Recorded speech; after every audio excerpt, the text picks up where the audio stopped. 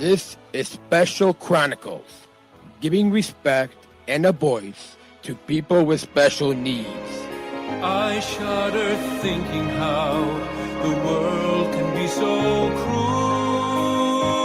I lend my voice to those who can't. It's time we try, it's time we care, it's time we stand. It starts with a voice. Welcome back to episode 4 of Road to Special Olympics 2026 USA Games, a Special Chronicles podcast series. I'm your host, Daniel Smikowski, founder of Special Chronicles, a Special Olympics athlete leader with Team Illinois, and a former Southern Striver global messenger with Special Olympics. If you want to follow these athletes and over 3,000 athletes on their journey, follow them on the 2026 Special Olympics USA Games app. Just search USA Games on the iPhone or Android app stores. On this podcast series, where we highlight the athletes, families, and communities shaping the 2026 Special Olympics USA Games right here in Minnesota. I'm your host, Daniel Smikowski, and today's episode is all about something every athlete needs: a support system. Behind every competitor is a network of people who cheer, coach, and encourage and believe in them. Today, we're talking with a few of those people: a coach who's preparing athletes for the national stage, a family member who's been there through every practice, every challenge, and every breakthrough, and a staff member from Team Illinois.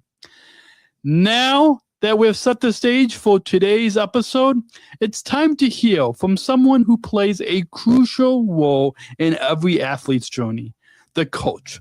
As Minnesota prepares to host the 2026 Special Olympics USA Games, coaches across the nation are helping athletes train, grow, and believe in what's possible. Let's step into that world and hear from one of the people guiding athletes toward the national stage. Wait now.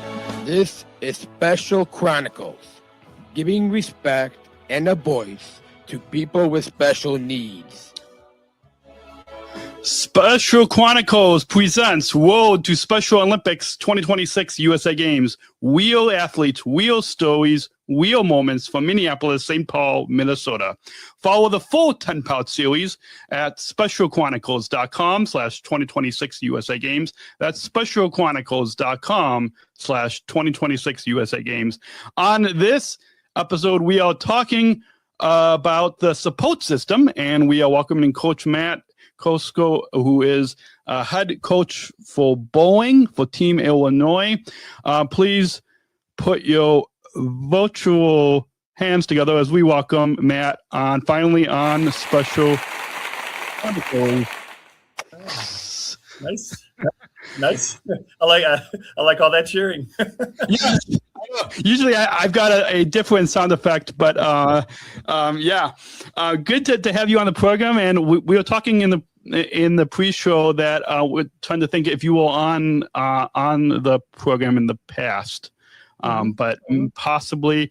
I want to just before we dive into your coaching for bowling for Team Illinois, I want to just kind of let our listeners in on how we first got connected, which was, so I've been, even before competing in Special Olympics, I've been involved with CSPO for many, like I had a lot more hair back then, very and young. I think in like the day camp back when I was that age in that, and then, but we first got connected. And I think in high school, I did one of the activities that you led, where you picked us up, and then we did different activities. And so that's how we first got connected. So why don't you,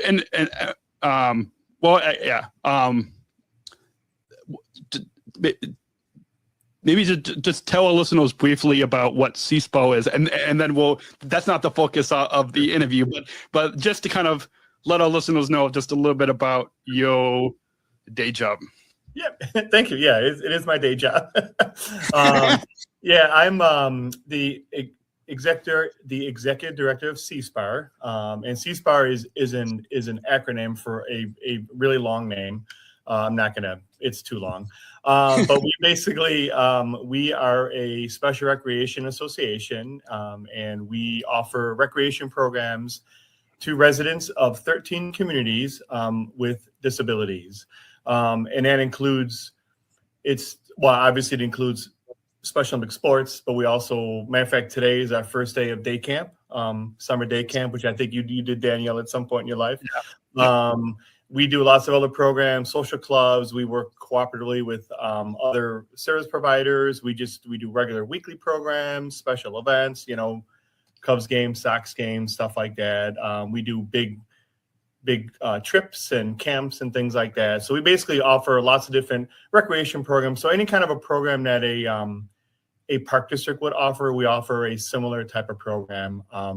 But again, specifically tailored toward individuals with special needs, so we can cater to all the needs of our friends and be very inclusive. And our programs happen out in the community as well. So we are not any type of a kind of a workshop thing. We actually run our programs throughout all of our communities that we serve. So we are out and about. Our vans are out and about all the time, and we love what we do.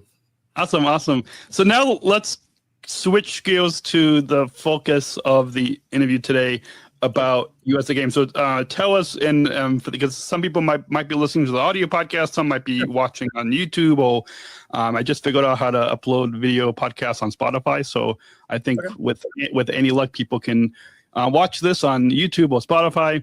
And tell us your name, what sport you're coaching at the USA Games, and where you're from. Sure. My name again is Matt Corso. I'm the head coach for bowling for Team Illinois. We have 8 bowlers this year, and then there's also an assistant coach, Darlene Baker, who will be with me as well. Awesome. And you've been coaching athletes preparing for the 2026 USA Games, as you just said. And to begin with, describe your coaching philosophy when it comes to supporting athletes beyond just the performance. Sure. I would say I don't judge any athlete's success by medals or anything like that. We certainly work hard to improve their skills and their performance, but my goal is ultimately just to help the athletes grow in confidence, independence, and resilience.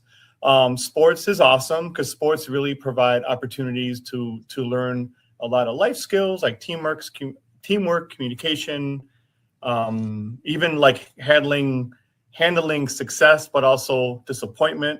And I just want every athlete to just feel valued, feel supported, and know that they're capable of anything that they put their minds to.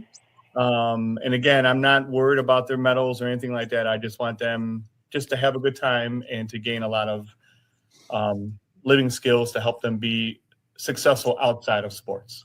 Awesome. I want to just touch one quick thing you said on developing confidence. Yesterday, I was looking on a script for a new Special Olympics International has a video series that they're going to be, I think, working on this year. And they asked us to, I'm going to pull up my notes here. They asked us to talk about one tough thing because of our intellectual disability and how Special Olympics has helped us with that. And the one, without giving any spoilers, the one tough thing that I shared, that I'm going to share, is about confidence and how kids made fun of me growing up in school, and then Special Olympics helped to kind of develop that confidence into the communicator that I am today. And so so I'm glad that you talked about that. Mm-hmm. Cool. Yeah, definitely. I mean, I absolutely 100%. Yeah. Awesome. So, moving on, preparing for a national competition is a very big deal, different than at the local level, at the local state level. What does that preparation for this national competition look like for you and your team as you prepare for the 2026 USA Games? Sure. For our team specifically, we met 3 times. One of them was over a training weekend. So on that particular weekend, we actually got to practice 2 days. So really, we've practiced 4 times together, which doesn't sound like a lot of practice, but there is what the challenge is all of our bowlers come from throughout the entire state of Illinois. So from a convenience standpoint, it is kind of hard to kind of get us together on a weekly basis or whatever. But really, they all know how to bowl. That's one reason why they got picked. So for me, I worked really on fine tuning their skills, but I also talked a lot about what to expect throughout their experience there. Bowling, competing at the national level is really unique, and it's conditions that they're not going to be used to. They're going to have lots of strangers kind of around them. They're going to be in a different bowling alley. There's going to be a big audience and lots of noise and people taking pictures and stuff like that. So we talked a lot about that. They're also going to be bowling every day. So they're going to be bowling 5 days in a row, which they may not be used to doing. So I talked a lot about, and I've given them a lot of tools to help them be physically fit and just kind of get ready for that grind. So, again, I gave them like training routines, focusing on just eating well, lots of walking, basic workouts, and those. And I also gave them some specific ways that they can practice bowling as well, kind of tailored toward their style. So I did give them that as well too. So really my goal is just to ensure that that they're going to be prepared, they're going to be supported, and that they'll be excited for that opportunity. Awesome. As you know, every athlete has moments when we struggle. How do you recognize when someone needs extra support, whether it's mentally, emotionally, or physically? How do you recognize that struggle? Sure. Yeah, that's a great question, because this is very important, especially since we're going to be together like 24/7 for over a week. So one of the most important parts of coaching is just really getting to know each of the athletes individually.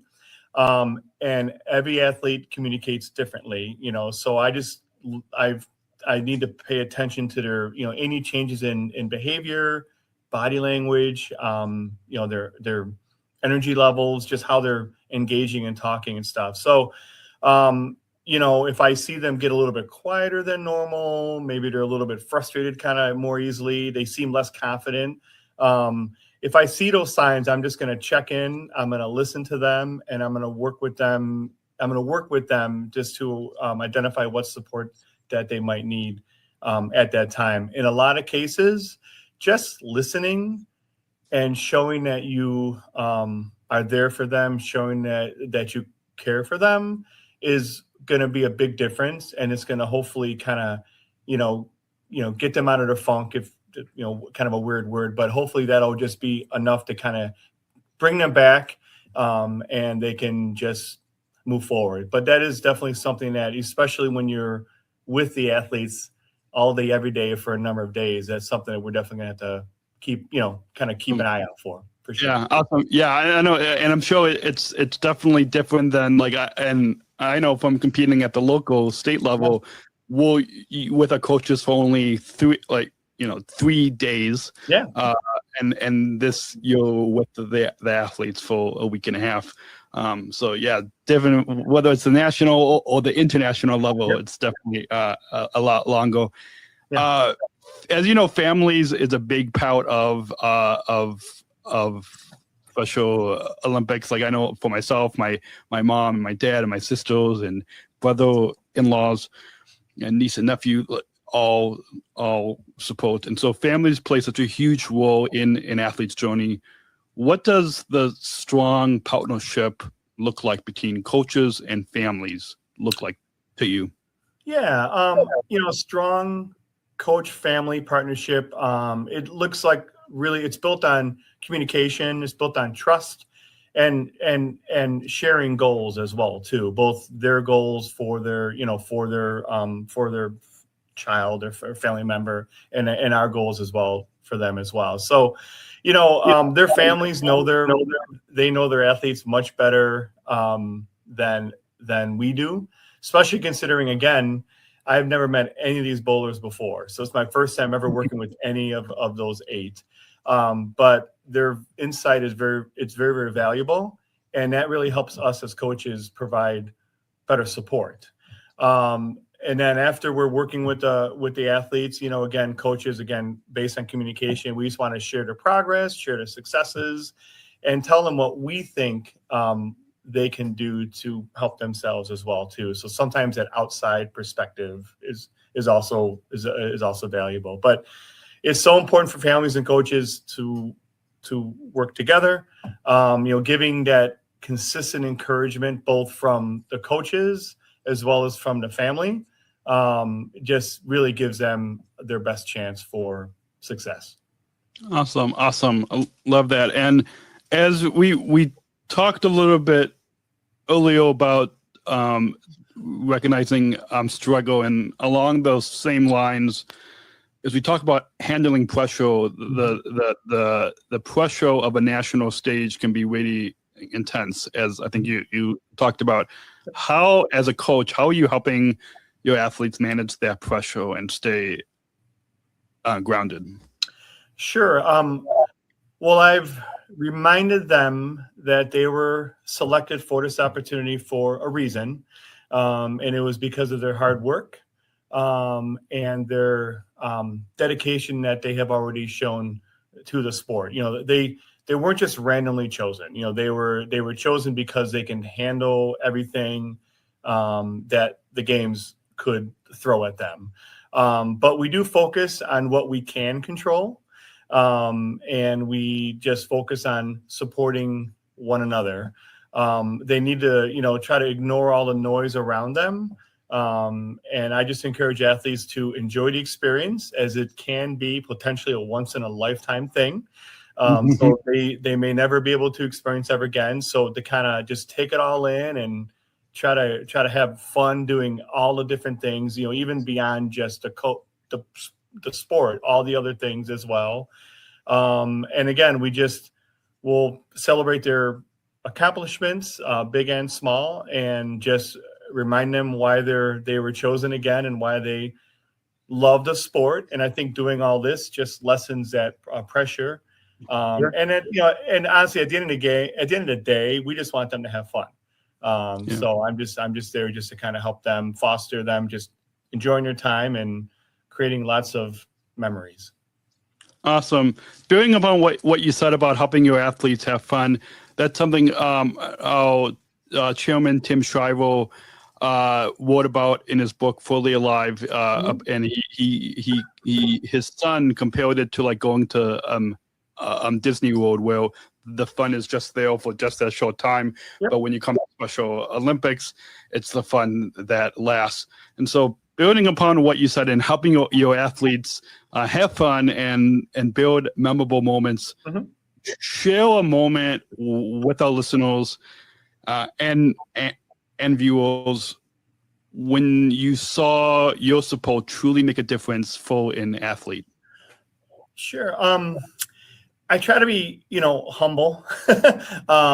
And I recognize that really I'm just a tour guide for their life, so my goal is just to be there, support them, and help them enjoy their time. They do all the hard work, to be successful. But I do see some accomplishments that I think I help with somewhat. Some of them can just be with their skills, where I've had bowlers, when I've given them certain things to work on, that they have stated that working on those couple of things has helped them. for example, I have them practice just picking up spares, so one of the biggest things one of the best ways to improve your average is just getting more spares. You can get strikes all day long, and that's great, but just getting those like spares, even 1 or 2 more spares can make a 20 to 30 pin difference of your average, So I've had a couple of bowlers have told me through this process that they have seen an improvement just getting spares and different ways to pick up spares, and just like talking about it has been helpful. So I think I've seen some of that. And again, I just want to foster them just having fun, enjoying the moment, and just not being hard on themselves. Just again, enjoy the moment, and forget about the last frame that you just threw. If it was a bad frame, if you didn't do what you wanted, just forget about it.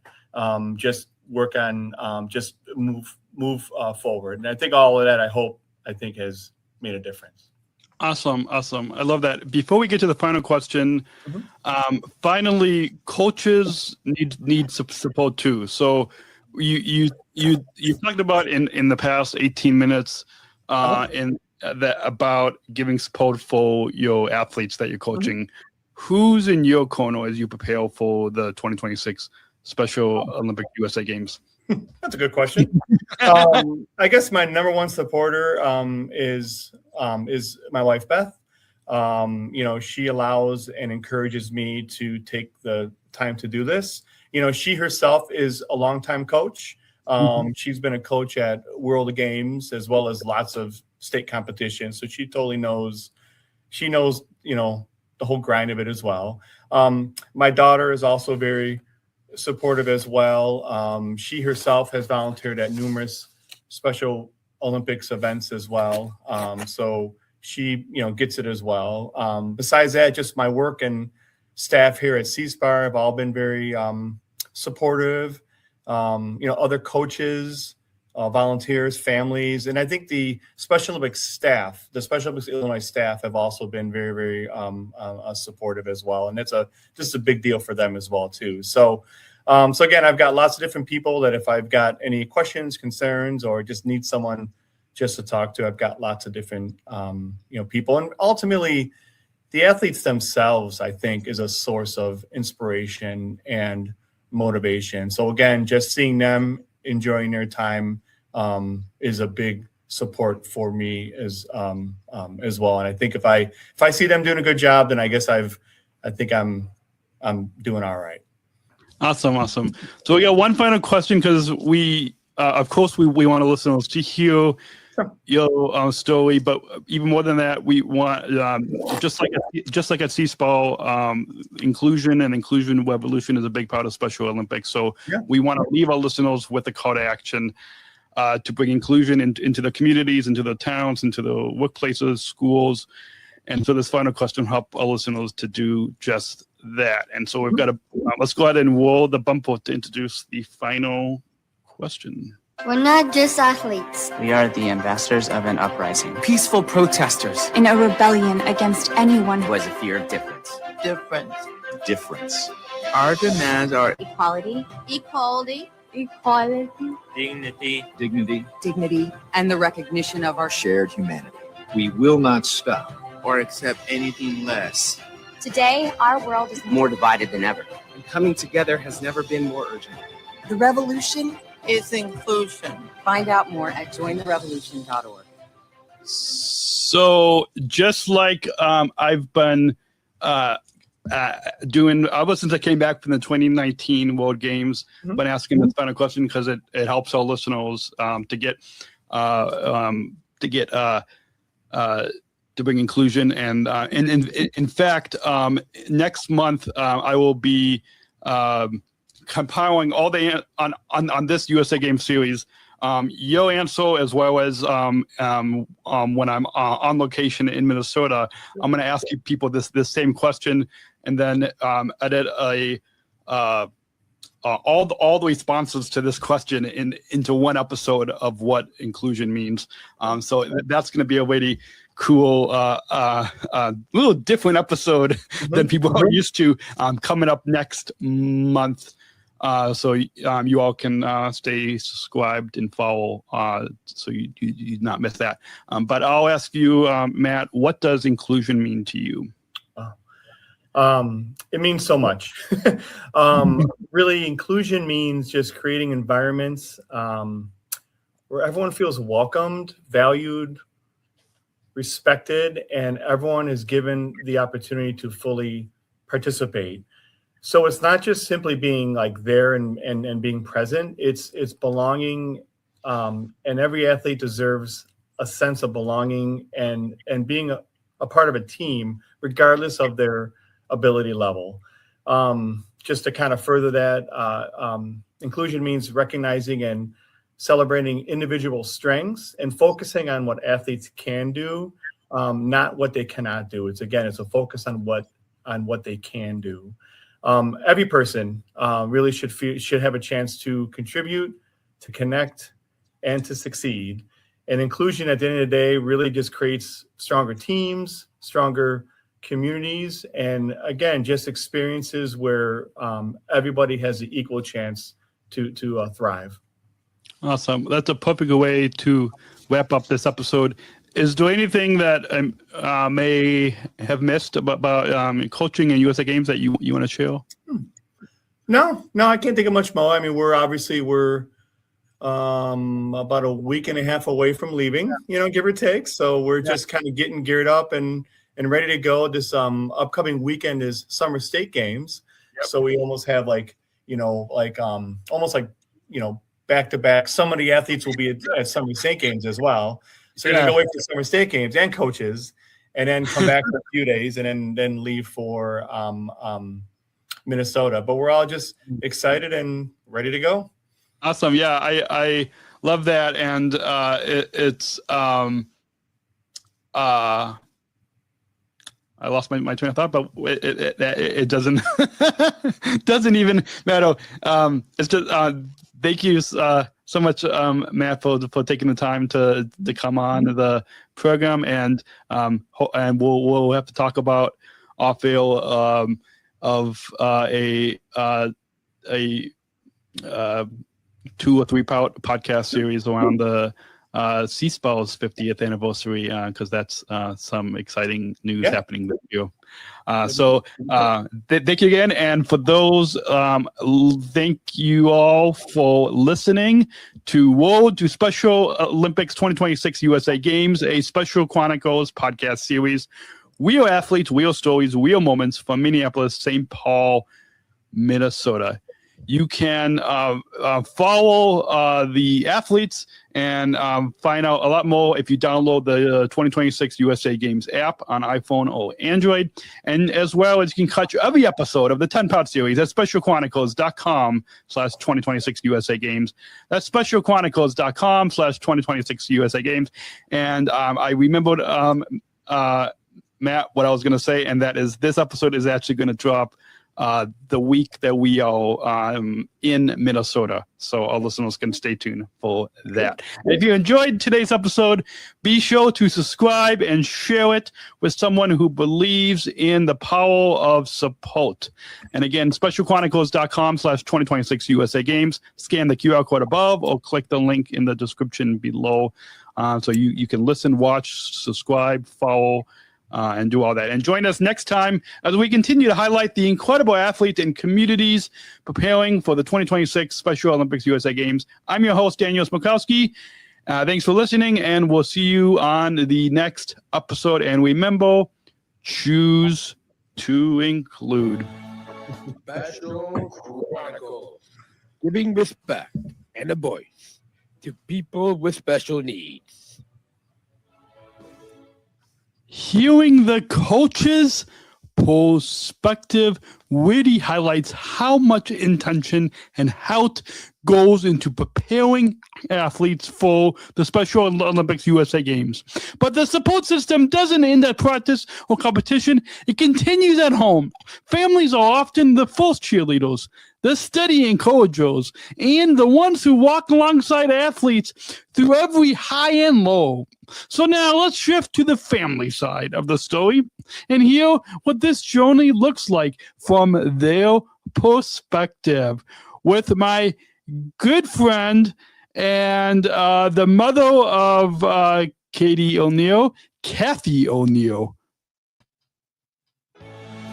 This is Special Chronicles, giving respect and a voice to people with special needs.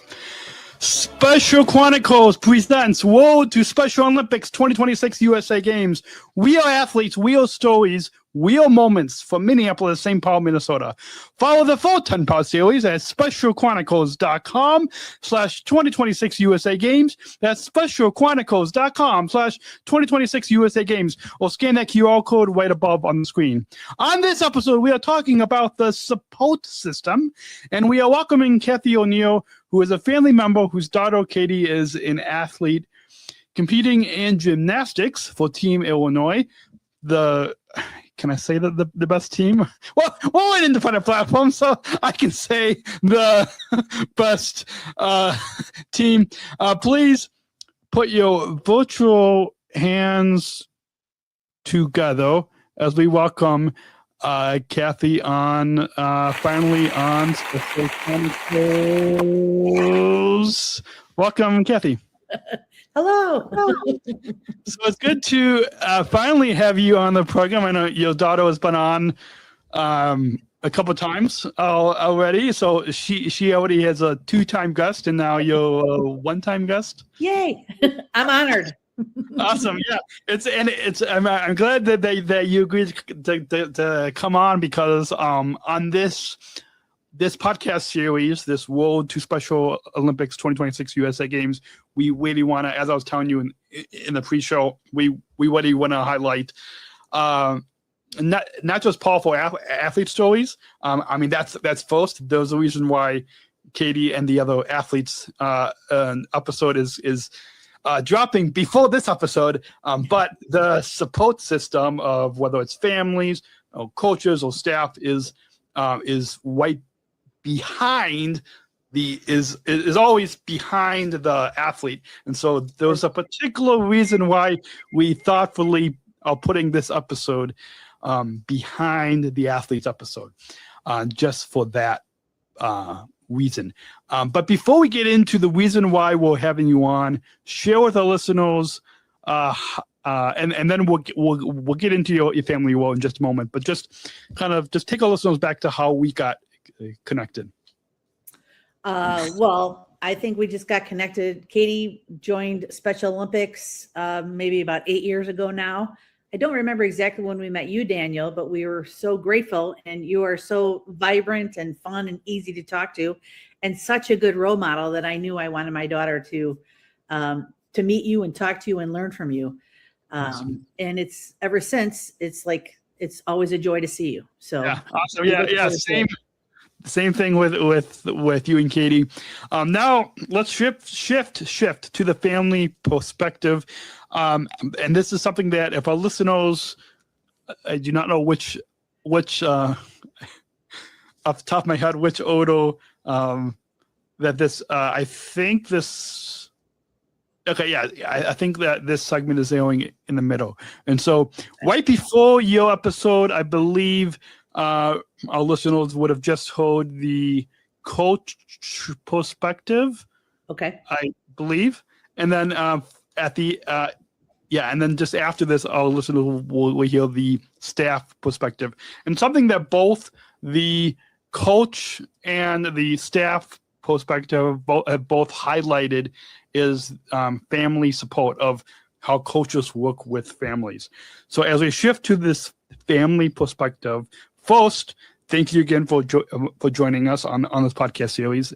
And to start off and kick off this interview segment, what does being part of your athlete, Katie's, support system mean to you? Well, it means everything. As a mother, as a parent, my job is to make sure that she gets to where she needs to be. She's prepared mentally, physically, with everything she needs. And the joy I get to see as she has grown through Special Olympics and her life has grown and changed immensely, which means mine has. So I will continue to support her in any way I can to get her on the road to full independence and happiness, and just to live a very, very fulfilling life. So I'll continue to do it. Awesome. It's a lot of work, but you know what? It's so worth it. So awesome. I'm gonna tone that around to just a quick inclusive pout that I think that in kind of drop that fourth wall of the studio to let our listeners know that just like you are helping Katie get to events, host sporting events, athlete leadership events, and all that to prepare for this podcast. Just like you helped Katie as an athlete, Katie was helping you to get into this studio and get set up. Just like I helped my dad and I helped my mom as well. So I think it works both ways. I don't know if our listeners can touch on that. But yeah, I don't know. Katie's my technical advisor on everything. So yeah, same thing with me with my parents. Yeah, I think the technical. I told you this already. I'm like, you might have, but I don't remember. So yeah, definitely. So I hopefully our listeners will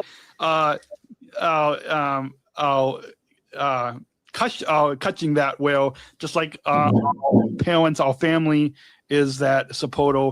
We're also that supporter for our parents. So it works. It's a two-way street, not a one-way street. Right.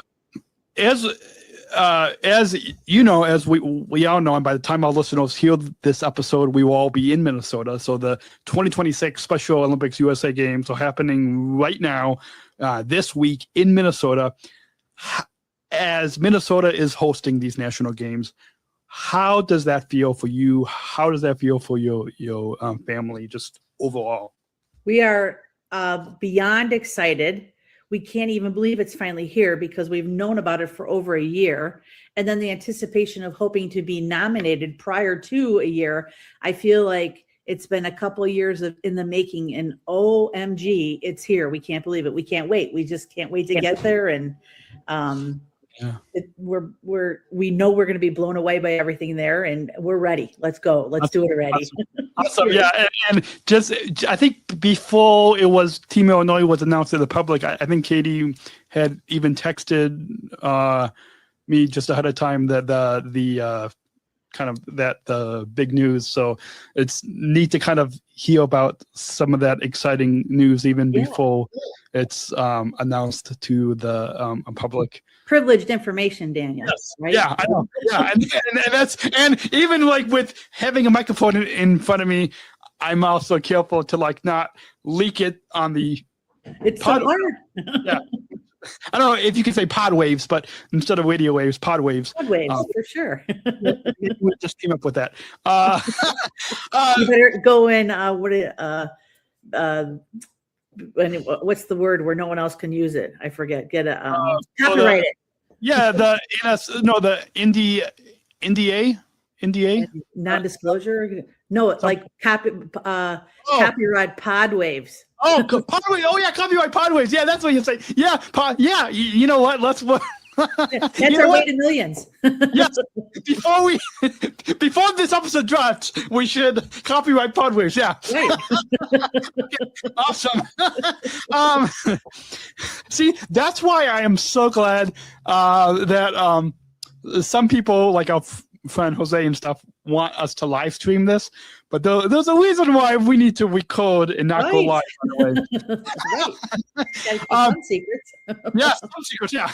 So, building upon that family support that you said, as we look into training support, as you've seen your daughter Katie train and get ready in gymnastics with Team Illinois.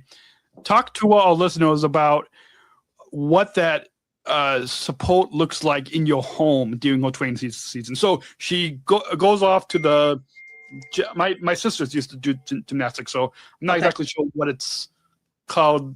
Gym. So after Katie goes to the gym and comes back home during this training season, this months and months of training for the 2026 USA Games, talk to our listeners about what the support looks like in your home during Katie's training season. Well, basically, I'm the one that's always saying it's time to go to bed, drink water. Are you eating enough? Katie, don't forget to eat. I'm not hungry. It doesn't matter. You got to fuel your body. So I'm kind of the nag of the family to make sure she does everything she has to do. Laundry, get all of her leotards ready, all her workout clothes. Gymnasts have a bag of props that they have to bring with their grips and stuff. So do you have everything for practice? And so just basically that, and like, let's go, let's get there. And okay, now we got to go home. You got to go to bed when there's late practices, because she works full time too. So fitting it all in has been a challenge that we greatly welcomed. But yeah, so I'm just making sure. I love that, and I think a lot of parents can probably relate to that, being even us adult athletes of being that nag, going kind of off script a little bit, kind of, but based on what you said about how she also works full time, and that you guys, you and Katie and your family are happy to fit this once in a lifetime. Well, sure. For most people, once in a lifetime. Can't say that for everybody, because I have known some athletes that have gone to USA Games a couple times. I know, lucky. To be fair, this one athlete that I know went one time with Team Illinois, and the next time went with Team Missouri. So to be fair, two different state programs. But anyways, with that, with her having a full-time job, I know, like for myself, having, in a way, two part-time, one United, one Special Chronicles. So, having two part-time, but it's just like Katie having a full-time job. So how has her employer and walk, because like those, I mean, you can't necessarily stop your full-time day job. So how have they been inclusive and welcoming? Oh, maybe not, but how they kind of fit all this in? Katie has been very lucky. She's had a couple full-time jobs. Right now, she's a paraprofessional at a school. So that means her hours are 7:30 in the morning till a little after 3. So they and training is in the evenings. So that's been no problem, and nothing on the weekends. In the summer, she works for the Cubs, and both places celebrate Special Olympics. They love to hear her stories. They love what she has to say. So it kind of is a perfect marriage of things. Without Special Olympics, she wouldn't be working full time. And where she works full time is learning about Special Olympics, and Katie's trying to spread the word and create awareness. So it's really a perfect situation. Awesome. Yeah, I love that. That's so awesome to hear how it's that perfect marriage. Yeah.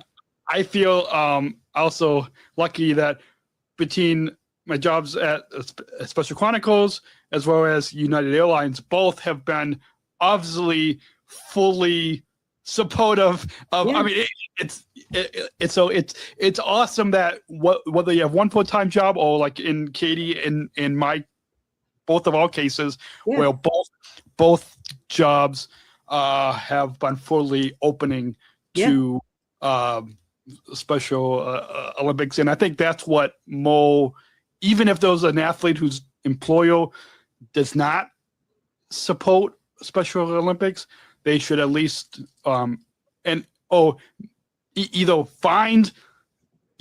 get their employer to support, or maybe that's not the right place for them, and they need to find a company that does support Special Olympics. So definitely, love that. As we dive into the emotional journey, as you know, every family has emotional moments along the way, both in the gym, on the field, and off the field as well. Talk to our listeners about the most meaningful part of this journey for you, this journey of leading up to Special Olympics USA Games 2026 in Minnesota? Okay.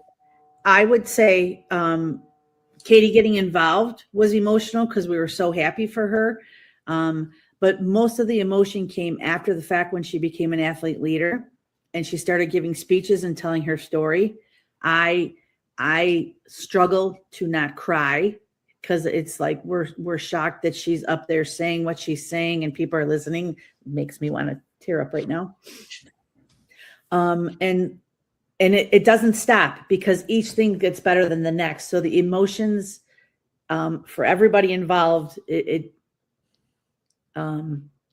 amazing because it's just like, okay, we're exactly where we need to be. This is getting her to where we eventually want her to be. But it's the competing. I cry when she competes. I cry when she does well. I cry if she falls. And then I cry during the speeches. And so it's awesome. If I remember correctly, back in 2023 at the International Law Enforcement Torch Run Conference, I know I might not have been as talkative. I don't know if I was as talkative, only because I had just flown back. I was at the same week when it was in Barcelona for a Coca-Cola photo shoot. Pretty cool. So I might not, hearing from my dad, I probably wasn't as talkative as I should have been, but that was only because these two big opportunities. Yeah. And we didn't really know you probably then either as much. Oh yeah. So hearing back to hearing Katie as an athlete leader, that speech, like whether it's myself giving a speech or another athlete leader, it's so powerful hearing. I don't know if you want to comment on like that speech that she gave at the International Law Enforcement Torch Run Conference, because that was really, and I don't know if it's online. Maybe we can try to see if you want to send me that speech, because maybe we could try to include it in the show notes for this episode. Okay. It's on YouTube. Oh, it's on YouTube. Cathy O'Neill, Special Olympics, LETR. It's on YouTube. But we didn't even really know much about Law Enforcement Torch Run. It was still pretty early in Katie's journey, and we were blown away by that. And her giving that speech in front of, there were like over 3,000 people in that room. And then the big screens with her face, and like, it was just like, and then running with Tim Shriver Jr., holding the torch with him. Like the whole thing was just amazing. I cried for 5 days. Awesome. And we met all the police officers, and now they're like family, and it's just amazing. Yeah, and speaking, I want to kind of touch on. I know we're kind of going off script a little bit, but Katie's joy for the LETL. I think she has a jean jacket with all the different. I don't know what you call it, the badges. Yeah. So right before the Regency Polo Plunge, my local police department in like. Great. Yeah. Oh. We'll leave it at that. Yeah. Okay. I don't want to give the exact town away for all listeners. I don't want random fans coming to my door. Yeah, the LaGrange area. We'll say, but a block from where the studio where I live is the local police department, and I went there to record a interview with a couple of our LETL police officers. And and I don't know if they told me this on air. They might have told me this off air. It might have been on. I don't know. It was one of those. You can go back in. I think it was February, March. No, it was March. It was March of this year. And okay, I'm writing it down. My local police. Now you guys are in Elmhurst, right? And so 2 different towns near each other, but 2 different towns. My local police department, they know Katie, because they said, "Oh, your friend who always wears the jean jacket." so know that even across into departments and even across LETL, Katie is making an impact. Well, what it does, it's kind of, I didn't anticipate this. I don't know. Are you listening? I thought are you listening, Katie? Yeah. So, she just, that at the first conference, we collected all these patches and we're like, what are we going to do with them all? We didn't know it was a thing. And she's like, I got a plan. We bought a jean jacket. So we had them on. And every time she wears it, we go places, the cops that have given her patches want to know where their patches are. And then the ones that haven't given her patches are like, well, how come you don't have a patch of mine? I'll get you a patch. They've mailed them to us. And those patches are from around the world because of that conference. But we get more from around here because people see it. So it is it's really kind of fun. Yeah, it is fun. Yeah, and even like looking at the airport, I went into, and I don't think it was like near the OETR conference. It was a different time, but there was an officer from, I want to say, Ireland that I went into. Oh, cool. And so, but yeah, it's, I have not collected those. I have a few badges, but I have not collected those. But what I have collected is pins from the World Games and the US, like in like Abu Dhabi and Berlin. Like I've got right on the other side of the camera here, you see, well, you don't see, but I see. I've got a whole bunch of lanyards, and one of those lanyards is from the World Games. And with it's neat. Like my girlfriend Georgia, I think, has like a bulletin board or like a case that she put all of her. So cool. Katie collects pins too, so you guys have to show each other your pins collection sometime. We will, and maybe we'll have to do for this episode on the Instagram. Maybe we'll have to take a picture and so we can show our listeners all our pins. So maybe even maybe by the end of Minnesota, we'll have to take a picture of all. We'll get a bunch more there for sure. Yeah, same here. So you guys all, if you're listening, stay tuned, and you can see all the pins that we all. The pin reveal. We will reveal. Let's not move into. We talk about family support, but let's move into the relationship that you and that Katie has with your coach, particularly not just the local coach, but the Team Illinois coach. Okay. Talk to our listeners about how that relationship with the coach has helped your athlete, has helped Katie grow as you prepare, as she prepares for these USA Games. We are so grateful for our coach. Obviously, if she didn't start this team, we wouldn't be where we are. And then in particular, Katie got involved because of Katie did gymnastics in high school. She was on our high school team. No surprise, she wasn't one of the better gymnasts on her team. And after high school, she was following that coach on social media as he was helping people with Down syndrome do gymnastics. So she messaged him like, hey, can I help? And he's like, no, you can actually be an athlete. So that's how it all started. So we're grateful for him to have brought us to where we are. He still helps coach. And he's one that can really, if Katie's struggling on something, he can just be like, I tell him all the time, off the record here, just swear at her, make her laugh. That'll make her like comfortable and put her at ease. I can't do that. I can't do it. I'm like, please just do it. And then he did it and it's helped. So they have that kind of relationship where he knows kind of how to push her. So it's awesome. And then our head coach, again, if she didn't have him, we wouldn't be where we are. And so we're grateful for all of it so much. Awesome. So awesome. Is that coach the same one that's coaching Katie for Team Illinois? No, or different? We have a new coach from Team Illinois that comes from a different club, and she's been wonderful too. We see her like once a month, and there's two more coaches, and so one of them we knew before, but one's new, and things seem to be very good with them. One that's one of my coworkers, one of the other athletes that works at United.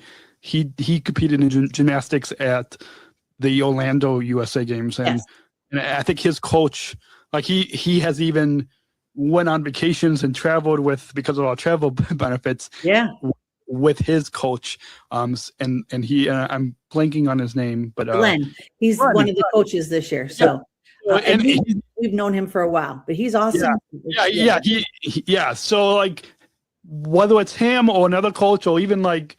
For myself with bocce or basketball, like my coaches, all of our coaches, really that relationship that we build, whether it's 1 hour during practice, whether it's at the local level or now for Katie's now experience, whether it's coaching at the national level or even the international level. There's a documentary film that I've been an advisor on called All You Hear Is Noise. I don't believe it's been out to the public. I know a couple years ago it was going to other film festivals. But yeah, it's called All You Hear Is Noise. It follows 3 USA Special Olympics athletes in Minnesota. I led a panel discussion at a screening in Berlin. Very, very, very powerful because it talks about, before the game, during the games, and then after the games. But one of the, I bring it up because one of the pilots of this film, it highlights the relationship with the coach, and this is a triathlon team, so they're doing running, swimming, and cycling. And they, in the hotel room, what they did was the coach had them get put I think cold water in the bathtub, and they soaked their feet, and so it's that types of relationship that the coaches have with us athletes.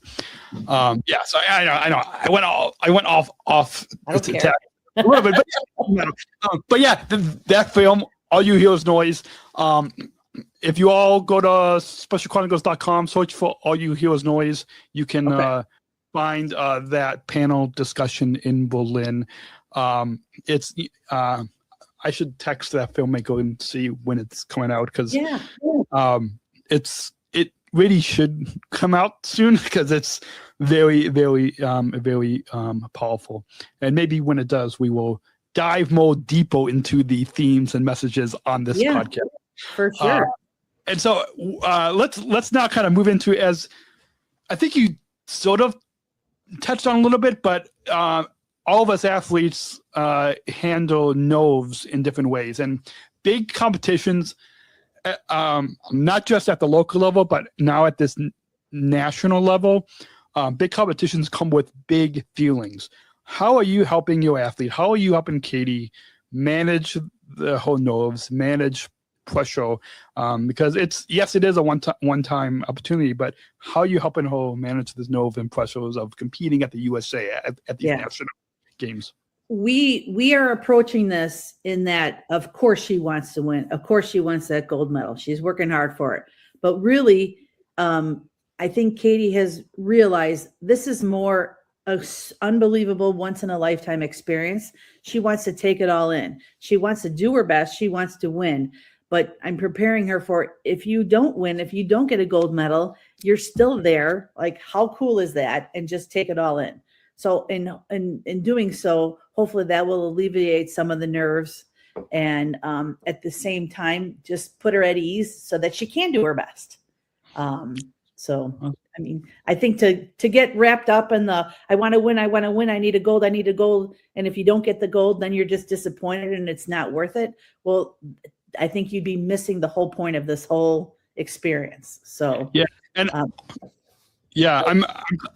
glad that you highlighted that, because it goes back to what our athlete oath is. Right. Let me win, but if I cannot win, let me be brave in the attempt. It doesn't. I think all the time, whether it's our families or our coaches or staff, always remind us, and even athletes among ourselves, we remind each other that it doesn't matter if we win. It just matters if we're brave in the attempt. And I think that's a big message that we have, and Katie has, and that whether you're competing at the USA Games, whether you're there as an athlete leader, whether you're there as media, whatever role as an athlete, whether it's on the field or off the field, that I think we are, Katie and myself and the thousands of other athletes going to Minnesota, already on this national stage, showing the world just what it means to live that athlete oath. It's not just an oath that we say at the beginning of our competition, but it's an oath that this is how professional athletes, this is how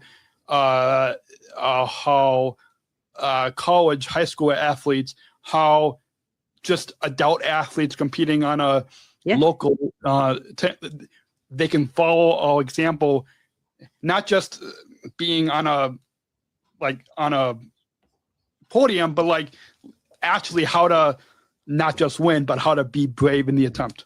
Be good, and then I wish somewhere in the oath there'd be like, and be a good person too. Like, don't be nasty. Katie loves to cheer on her competitors, and like we're all in this together. We've all put in the work. Like I think there's a huge lesson in that everybody in the world could learn. Yeah, absolutely. And when I went to college, I took I was still competing, but I took I think a year off. And during that year that I took off from competing, I still like my friends still played on a basketball team, and I went and I took pictures, not on this camera, but like on a big other camera, not only just to take pictures, but also to cheer on my team. And I think that's just like what Katie does. That's a big thing of what we like to do is, even if we were not able to compete, we still go not only volunteer, but also to cheer on our teammates and friends. And although not only the same team, but other teams. Right. Across, right. So, and I'm sure when Katie is not competing, she'll be probably cheering on other team. I think that's a big part of the experience. It'll be fun to go to the different venues and see some of the other sports. Well, and speaking of that, if you guys are looking for things to do, I know I just found out that I think you got, or at least the athletes are taking a coach bus.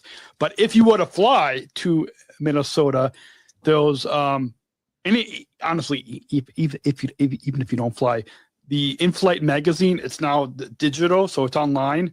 Okay. Shared a link on LinkedIn, Instagram, Facebook to this.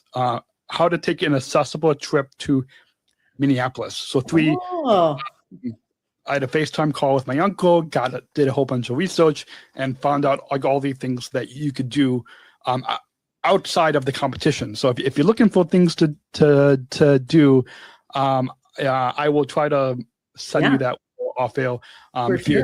If you and anybody else is looking for things to do. And also if you all are listening, you scan that QR code, go to specialchronicles.com/2026 USA Games, click on the blue button that says Minneapolis, and that will take you directly to the article. So I don't even have to send it. You can just very easily click. Perfect. Click on let's now move, because we've now been talking for half an hour. That's what happens when you kind of go off script a little bit, but I get it. It's fine.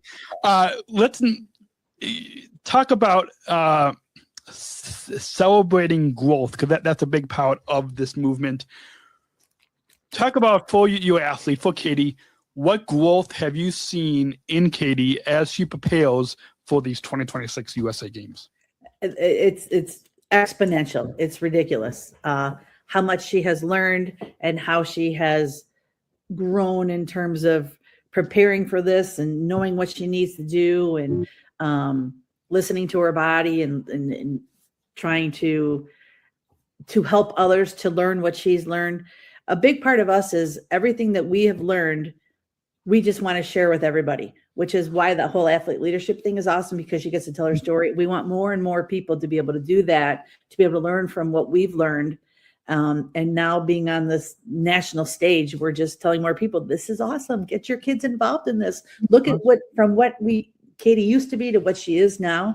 Yeah. It's night and day. Yeah. Speaking of, I want to highlight something that you said of helping other athletes other people with. Yes, my dad is shouting at the. I don't feel like pausing this. See, that's a family support. Letting each other know where we are. Okay, so tell your dad I said hi. He can't hear you because of the headphones. But yeah, okay. So with that, I want to touch on something that you said about letting other athletes. Other families to get their son or daughter with an intellectual disability involved in Special Olympics. I am hopefully before USA Games. I was asked from Special Olympics International to do this video. They're I guess putting together a video series this year about one tough thing of what's one tough thing that you've experienced because of your intellectual disability, and then how has being involved in Special Olympics helped that. And I'm not going to give any spoilers, but I'm bringing this up because I think it helps to highlight of what you said. And one of the big tough things, and my mom helped me to kind of come up with some notes together with AI. Cool. And that is confidence, because a lot, just like I'm sure Katie has had, me growing up from school, like I would come home from school in tears. Yeah. Like in high school, I had this mental health depression in high school, and because kids would make fun of the way I talked, made fun of the way that I dressed, and particularly making fun of the way that I talked and stuff. That, just like I'm sure Katie understands, I and others with intellectual disabilities can't help the way, like, it's just a part of who we are. Right. But and so that one, so if to kind of sum this all up, if it wasn't for, and just like Katie, like I didn't get involved in Special Olympics until in my teen years, because we didn't know that I could compete. So that's what I think, if more families, just like you said, can know to get their son and daughter involved, even if they're not athletic. Like I wasn't that into sports, but have a big part is because I knew that I could make friends, I could get fit, and then I developed that. And so even if you're not, there's a lot more to this movement, into the Special Olympics movement, that I think more people shouldn't realize that starts on the field, it goes off the field so much. One of the things that Katie says in her speeches is, I might not look like it, but I have intellectual disabilities. And so you were saying a roadblock or something that's kind of been in her way is people have different expectations if you look a certain way, and you disappoint people if they don't know that you have intellectual disabilities. So I think just throwing that out there, like, hey, I don't look like it, but I do. And so that should just lower some expectations for people, but it should also make other people feel good. Like, oh, okay, wow. And then that opens people's minds to Special Olympics is so inclusive of so many, I don't want to say disabilities, but intellectual disabilities or special needs, or, and I think that's where Katie tries to help. Like, now I'm hearing myself. Oh, is it better? Now it's better. Yeah. So I think that's been a roadblock, but then that has also opened some doors. So, and I think sometimes she likes to say now she just owns her disabilities and she uses them to her benefit, and to teach other people, like, that's okay if you have a disability. You can learn to adapt, and you can learn to grow and achieve and do awesome things. So awesome. Yeah, absolutely. Let's now move into family sacrifices, and because there's I'm sure behind the scenes that, and you don't have to get too personal, but just to kind of, again, let that fourth wall down. And that's why we try to be as realistic as possible on this, because I think that's when we're able to kind of let that fourth wall down and be realistic. That's how our listeners, our viewers can relate. And then once they relate, then they can better get involved in Special Olympics. And so families, as you know, often make many sacrifices behind the scenes. Talk about to our listeners about the sacrifices that your family has made to support your athletes, to support Katie's goals. Okay. The first and maybe the most obvious is that I'm lucky that I don't work. My husband has a very good job and he supports all of us. And so if I were to go to work, I would love to have a job, actually. Love to have a job. But when would I be able to work? because I'm driving to practices and we're doing all this stuff. I love it. And it's all helping Katie to get better. So someday I'll become more relevant. Someday I'll have a job again once we make sure she's fully independent. So I guess that's a sacrifice that oftentimes I overlook, but that's a huge sacrifice too. So, and I think that's why we want to help so many other people too, to just, you know, like maybe there's an end to all this or not. I don't know. So that's a huge sacrifice that I'm willing to do.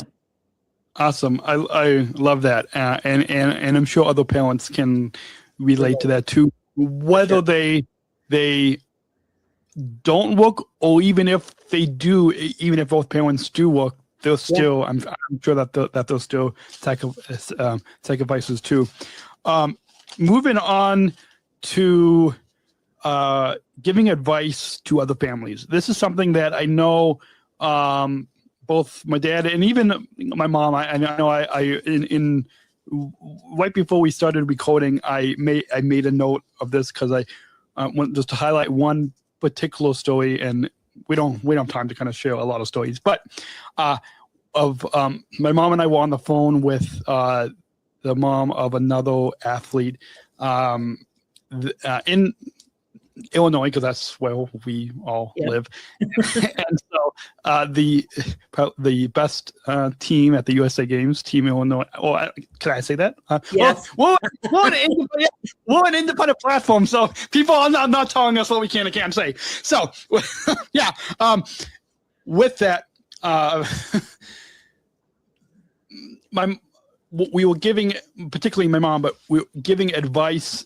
She was giving advice to another mom to get his son involved in Special Olympics, and then he has since competed in a few sports, and so that's a big thing, that whether it's my mom, whether it's my dad, even at the last USA Games, I'll give another quick example, and then I'll turn it over to you, Kathy.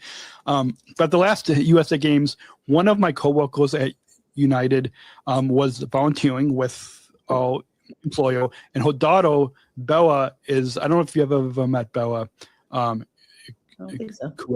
But she's I think she's like up in the northern region, but anyways, she her daughter, so her mom, Christine, saw an Illinois athlete speak at the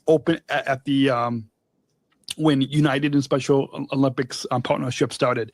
And then so she kind of saw some athletes there, and then she got to know me and the other service ambassadors at United, and then she brought her daughter down to the USA Games. Her daughter saw athletes competing at the last USA Games and saw and said, "These are my people. This is, and then since then she became an athlete, and then within two quick months after becoming an athlete, she became an athlete leader. So she kind of fast tracked just because of how powerful this movement is. Yeah. And so that, and even that, my dad was talking with her mom, and we got her connected with, at the time, Michelle was with the region that this athlete was talking with. And even at the last one of the athlete leadership trainings, my dad was giving advice to Bella's mom, and so my dad has done it. My mom has given advice as well. And so, before we get to the final question, because this is the second to final question, share with the listeners, just kind of a couple of those stories that I just shared. I'm going to turn it over to you, Kathy, to share with our listeners, share with our viewers, advice that you would give to other families supporting athletes on a journey like this. What advice will you give to other families? If you want to share a little story, you can do that.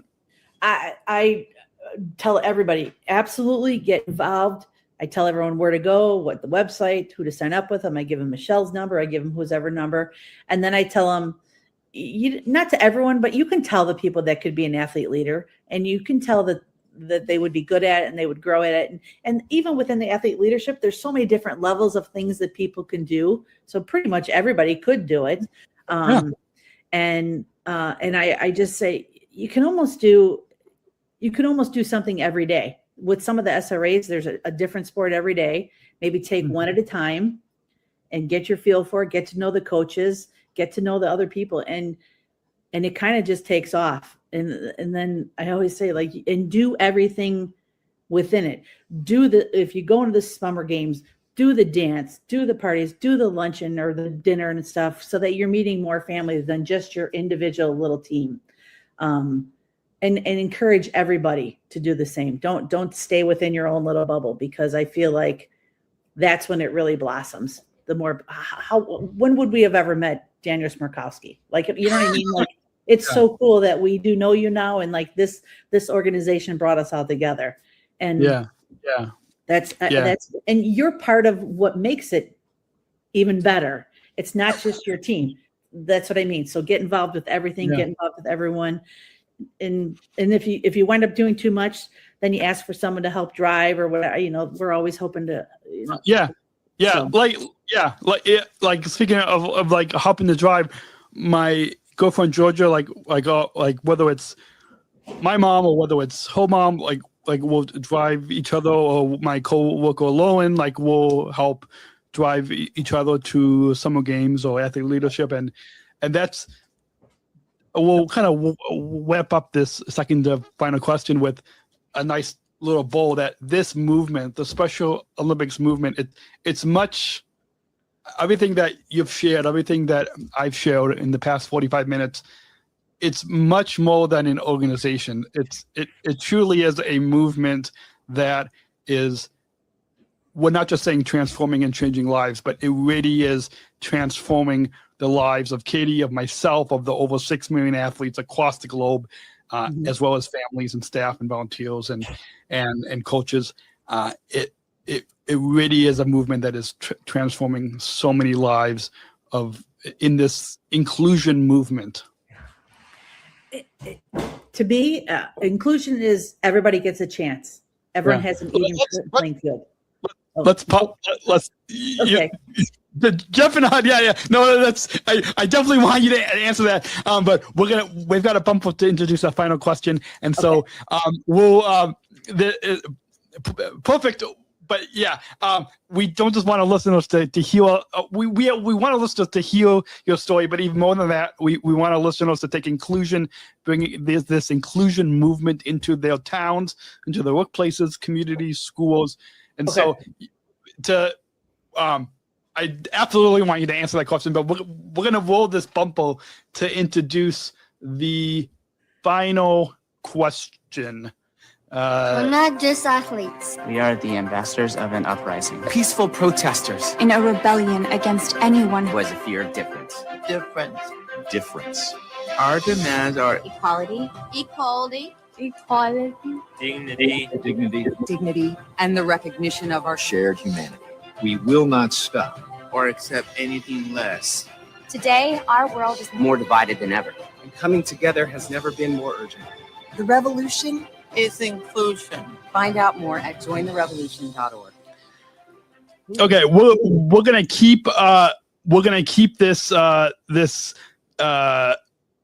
inclusion talk flowing to because I know you've been at the edge of your seat to answer this. I've been at the edge of my seat as the host. Our listeners are at the edge of their seat, unless you are walking or running or you're listening to this, then maybe or walking around the house and you're listening to this, and maybe you're not at the edge of your seat because you're standing and you can't be on the edge of your seat when you're standing. But can you tell I recorded 3 interviews today and had 3 cups of coffee? 4 cups if you include the pre-show. Pre-gaming. Pre-gaming, yes. I've been pre-gaming with coffee and water.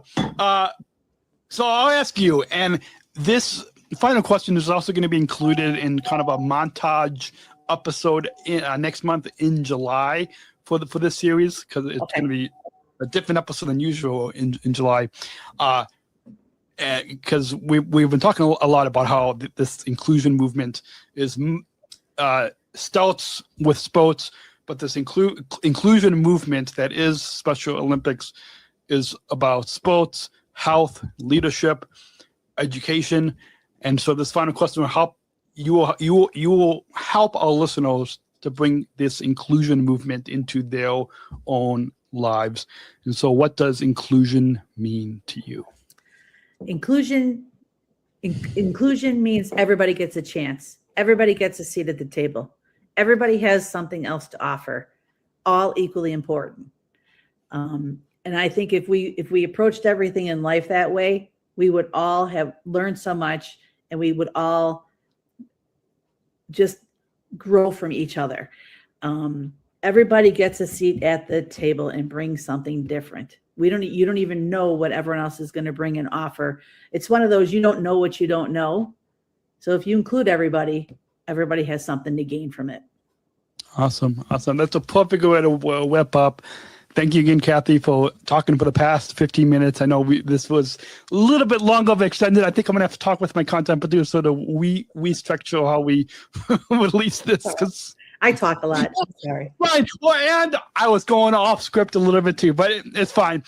So thank you again. Anytime that if you and Katie or the rest of your family wants to come back on the program, you guys are always welcome. You know how to get you all know how to get in touch with me, and hopefully my mom and I will see you in Minnesota.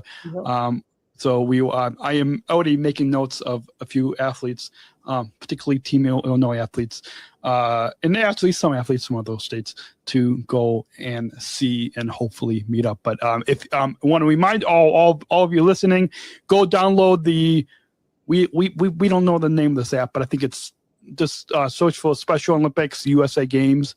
Download that app, iPhone or Android. Follow Katie.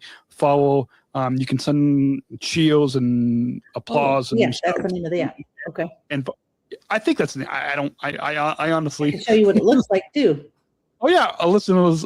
I don't know if the background will look. Oh, it's the green screen is a little bit. Back up a little bit. Right here. Yeah.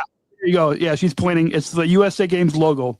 So just like that logo that the USA Games logo, Special Olympics that you guys all see if you're watching the video on the YouTube or with the audio podcast, just look for that in your iPhone or Android app store.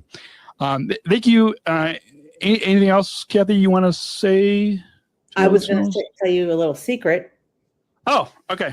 Katie, come here. We're going to tell Daniel a secret. Katie got you may see Katie, but it's just between us. Me and the thousands of listeners. Oh, I was going to say, can we do it after that? Oh, yes. After we record, okay, yeah. Let me do the outro, and then you can tell me the secret. Okay, yeah. This has been a true honor. Record that. This has been a true honor. I love that you include Katie for sure, but to include me, like I'm not worthy. So I'm so excited. So thank you. It's been a pleasure. Thank you. Yeah, we have to include families and other support. But you don't have to include me. So thank you. Yeah, no, my pleasure. Thank you again. Oh wait, what did I do? Sorry, what did I do? I clicked on the wrong. All right, there we go. It's been a long morning. Right. Thank you again, Cathy, for sharing your stories, your heart, and your dedication. The 2026 Special Olympics USA Games aren't just about competition, as Cathy mentioned. They're about community, connection, and the people who lift athletes up every step of the way. If you enjoyed today's episode, be sure to subscribe and follow and share it with someone who believes in the power of support. And join us next time as we continue to highlight the incredible athletes and communities preparing for the Special Olympics 2026 USA Games. You can scan that QR code if you're watching the video on the YouTube or the Spotify, or click the link in the description below. I'm your host, Daniel Smikowski. Thanks for listening, and we'll see you in the next episode. And remember, choose to include. Special Chronicles, giving respect and a voice to people with special needs.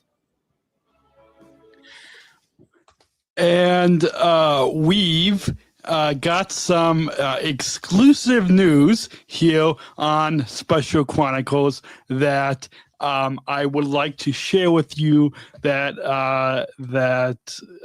Katie and her mom, Cathy, shared with us as soon as we went off air and stopped recording. But I figured, well, since you guys are all going to hear this on the road to Special Olympics USA Games, we thought Special Chronicles can be the first to announce this news. Cathy's daughter, Cathy O'Neill, will be featured in advertisements on billboards in Minnesota and on social media commercials with USA Games partner United Healthcare. So that's the exciting news. Congratulations, Cathy. I look forward to seeing the ads and the commercials that will be in Minnesota. And so you all can take a picture and say that you know Cathy and her mom from Special Chronicles. And now, what an incredible look into the love, dedication, and everyday support that helps athletes thrive. From coaches to families, it's clear that the 2026 Special Olympics USA Games are powered by people who believe deeply in these athletes and their dreams. As we wrap up today's episode, let's carry that spirit forward. The idea that none of us succeed alone, and that support can change everything. And before we wrap up today's episode, we want to shine a light on the people working behind the scenes, the staff, volunteers, and local programs that make the Special Olympics movement thrive. The 2026 USA Games aren't just a moment in time. They're the result of years of community effort, leadership, and passion. And now, let me introduce you to my friend Katelin Zandi from Special Olympics Illinois staff, who will be going to Minnesota as a part of communications for Team Illinois. This is Special Chronicles, giving respect and a voice to people with special needs. Special Chronicles presents Road to Special Olympics 2026 USA Games. Real athletes, real stories, real moments from Minneapolis, St. Paul, Minnesota. Follow the full 10-part series at specialchronicles.com/2026 USA Games. That's specialchronicles.com/2026 USA Games, or scan the QR code right above. Today, we're joined by someone who embodies that spirit. Katelin Zandi, a dedicated member of Team Illinois staff who works every day to support athletes like myself, families, and programs across the state. And please put your virtual hands together as we welcome Katelin on Special Chronicles. Welcome. Hi, Daniel. Hi, it's good to have you on the program, and I think you've probably been following or listening or subscribing to the program for a while, correct? Yeah, absolutely. I am amazed by all that you do. I was just backstage, which is really cool. So thank you for that experience. No, you're awesome, and everything you're doing is incredible for so many. So thanks for all that you do.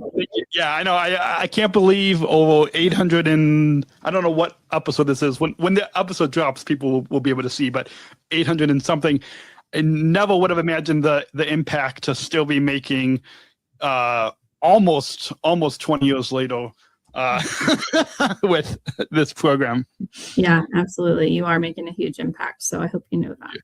Thank you. Yeah, thank you. And I'm glad to have you on. And before we dive into the reason why we're having you on, share with our listeners how we got connected as well as your day job. Because I know in the pre-show or when we were setting up this interview, you told me that your day job is not your role with Team Illinois, which we'll get to in just a moment. But before we even get to that, share with our listeners how we got connected as well as your day job.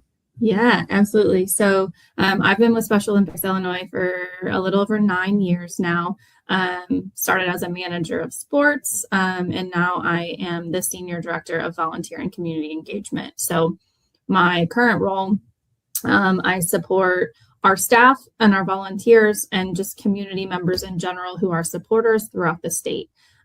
So ensuring that our volunteers are having a good experience, really helping with the recruitment, the retention, the recognition of those volunteers, and then just getting more community members involved, getting the word out about our athletes and Special Olympics Illinois, and ensuring that our staff have the resources that they need to provide quality experience for everyone involved. So in a nutshell, that is my position.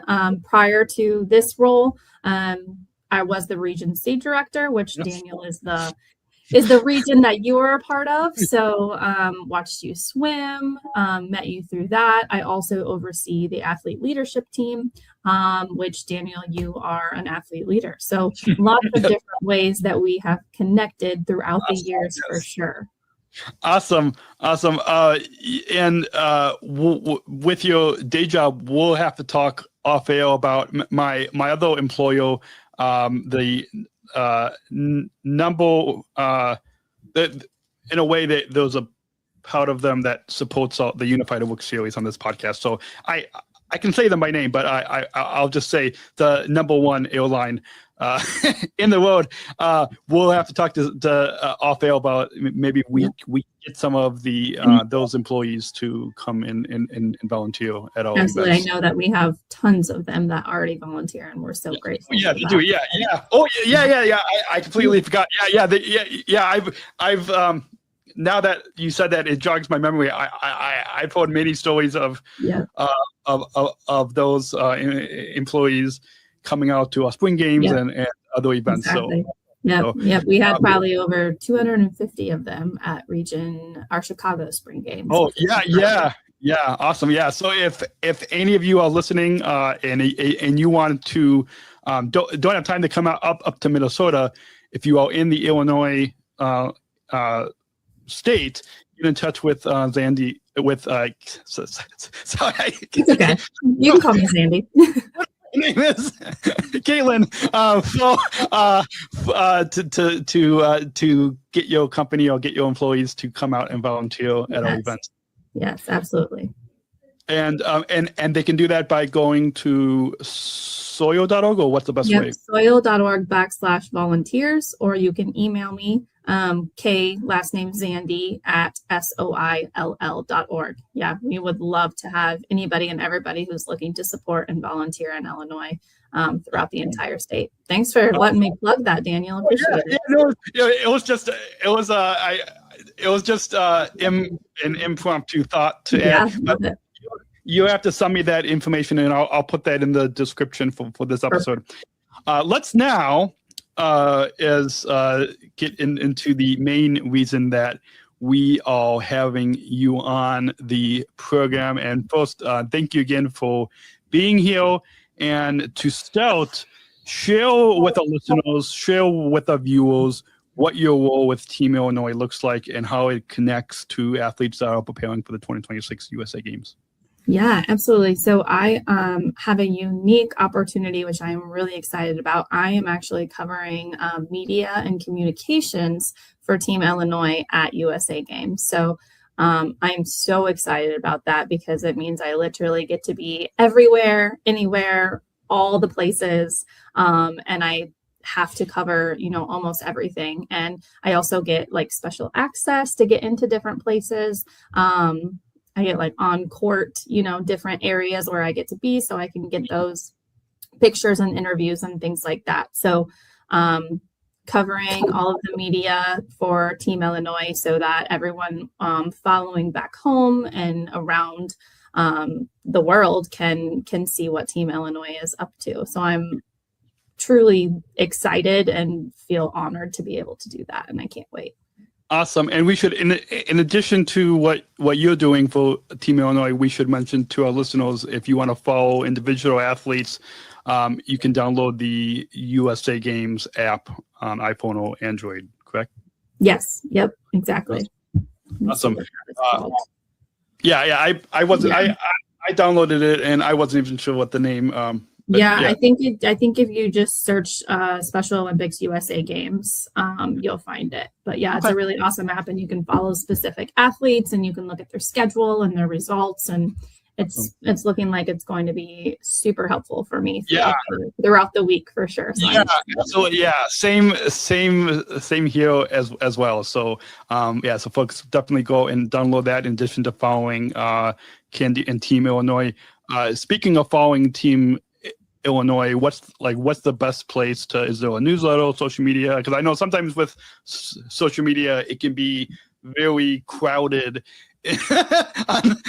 online there. So what's the nothing against social media, but what's the best place for our listeners and viewers to follow? Yeah, I think our website, we have a specific Team Illinois website where different stories will be updated. But honestly, to get like the day-to-day and kind of the most updated, I would say probably our Instagram for Special Olympics Illinois. So you can just search on Instagram, Special Olympics Illinois. And honestly, I know it's social media, but that would probably be the best just to stay up to date with our stories and things like that. But we also have a dedicated website as well. Yeah, awesome. I totally understand. And just like if I've at Special Chronicles, I created a landing page and we've got a newsletter, but I will probably be using the Special Chronicles Instagram as well to share stories because that's usually the most easiest on the ground way to share. Let's now dive into the local impact, the local program impact.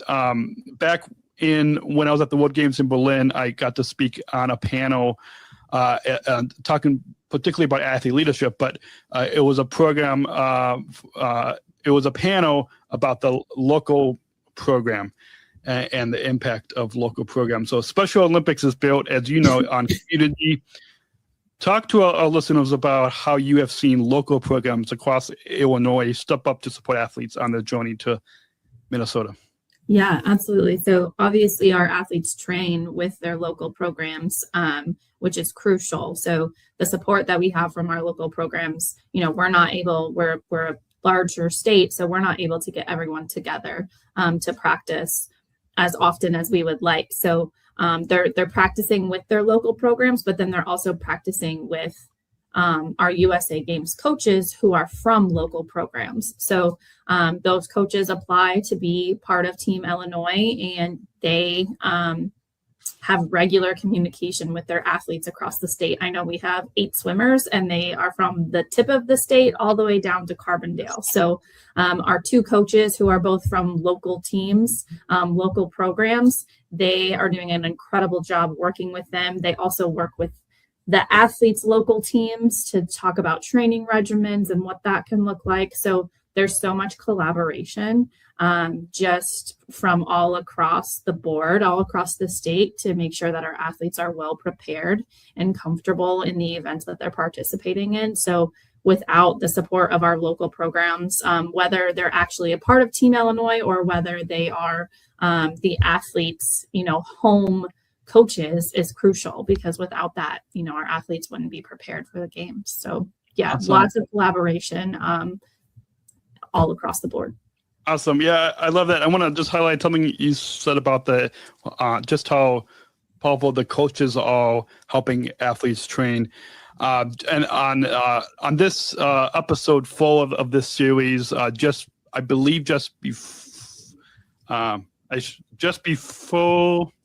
before or after this segment, I've had Coach Matt, who's coaching Boeing for Team Illinois. So if listeners, you can stay tuned, or either fast forward or rewind, depending on where this interview falls in the episode, and hear the coach's perspective.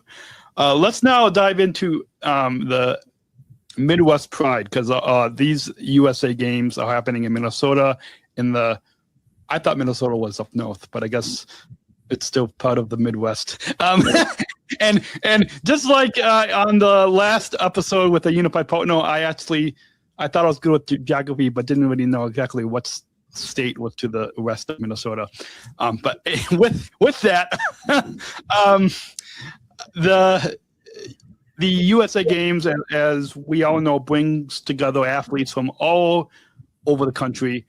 What does it mean particularly for Illinois athletes to be part of something this big, this national level, especially with the games happening so close to home in the Midwest? Yeah, I have talked with so many athletes, and going to USA Games or World Games is their goal. A lot of them have worked for years and years to have this opportunity, and it's not as simple as getting a gold medal at state and automatically advancing to USA Games, as you know, Daniel. So there is a large bidding process and lots of things that go into that to be able to go to USA Games. And so I think it's incredible that these athletes get the opportunity. And I think it's even more special that it is close to home because a lot of families get to go as well. It's drivable, obviously, from Illinois. We're taking charter buses versus flying, which I can't decide if I'm excited about that or not, but to be determined.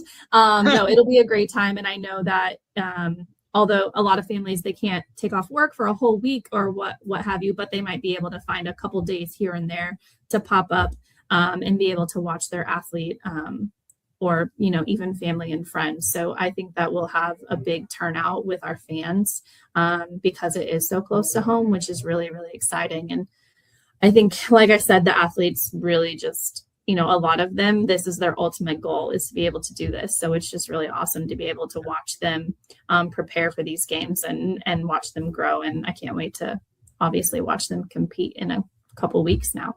Yeah, and by the time our listeners hear this, it's happening this week. By the time you all hear this, I want to just highlight something briefly. What you said about how a lot of us athletes dream. I mean, that's one of my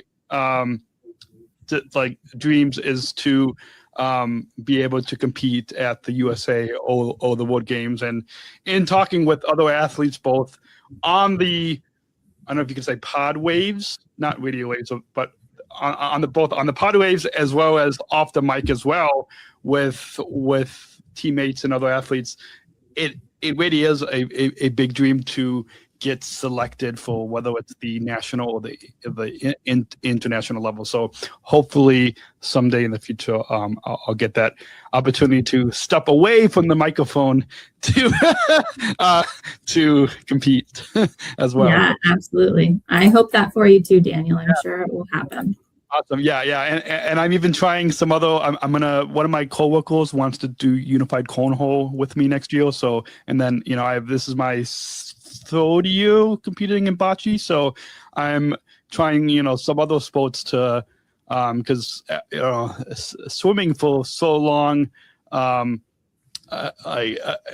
stopped during the pandemic, and so I'm maybe with trying some other sports, maybe that could eventually get me to the USA or the World Games. Yeah, absolutely. It could, for sure. And, I think a lot of people don't understand the process of getting through to USA Games. And it's a very small percentage of athletes that, are able to do that. And a lot of it does just depend on, like I said, the slots that we receive. So, you can have the best athlete in the world and they might not have the opportunity to go to USA Games just because that's not where the chips fall that year or, within that timing. So if you don't make it, it doesn't mean that you're not a great athlete. For anybody listening, it doesn't determine your status, or it's not a failure if you, don't end up going to a larger games. But I know that it is a huge opportunity and a goal of many, which is an awesome goal to have. Awesome. Absolutely. Let's now switch over to working with all different types of people. You work closely, particularly with families and coaches and volunteers. What does a strong support system look like from your perspective as a staff? A support system of our athletes? Yeah, of Special Olympics. Particularly of families, coaches, volunteers, and athletes and staff. Like your perspective of staff of that all working together. Yeah, I mean, we are so privileged in Illinois that we have so many supporters who don't have one title. They're a family member, they're a supporter, they're a donor, they're a volunteer, they're a committee member. Like, we are just so fortunate that we have so many people who are ingrained in our mission and what we do, and that is truly incredible. So I think that, you know, and then you can have somebody who might just come out to one event and volunteer their time for 3 hours. And whether your impact is small or large and year round, and you just, you know, Special Olympics is part of your life, that what you're doing makes a difference, whether it's small or large. We can't run our events without volunteers. So if you volunteer one time, which we hope you'll have a good time and come back, and it's only for a couple of hours, you have made an impact, because we truly cannot run our events and we can't provide our athletes with these opportunities without our volunteers. So I think a support system is just somebody who's supporting in one way or another, whether it's small or large. And like I said, we have so many people who hold so many roles and positions and titles within our organization that, you know, they are truly making a difference. So I don't think a support system per se has one picture, but if you're supporting in one way or another, large or small, it's truly impactful. Well, speaking of that, I know that there's some without giving any names, but those like, I know that there's one family whose dad is a coach and a volunteer and a fundraiser and obviously a family member. And then there was another family whose dad is I think the head of the of a coach one of a OETL, who's also, I just found out, is also coaching his son's basketball team, and is a family member. You probably know who I'm talking about. And so it's neat that we have so many of those different titles and names, and that I wanted to also kind of add on to what you said, and you can correct me if this is totally off, but it might be on point. And that is even the people who fundraise, whether it's a polo plunge or duck derby or plane pole or all different, or the Champions Ball, all these different. Would you agree that even the people who are donating to these fundraising, like for example, with the plane pole, the polo plunge that we just did the beginning of this year, like all those co-workers that I got to donate to the polo plunge, they are, just by them donating $10, $20, $50, that's supporting. Would you agree? Absolutely. Yes. That is so impactful. Yeah, you hit the nail on the head there, Daniel. That is so crucial. And one of my goals, or just maybe a call to action, is if you are a donor, come out to a local event and see the impact that your dollars are making.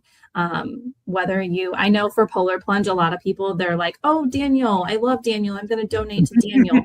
And yes, we love that, but you actually donated to thousands of other athletes as well. You know, you supported Daniel, but because of your support, you're making a difference for so many other athletes as well. So if you ever see a Special Olympics event in your area, or you can check out our website, I truly kind of push that you go and see the impact and the difference that you're making, because dollars allow us to put on those competitions and those events and those athlete leadership programs.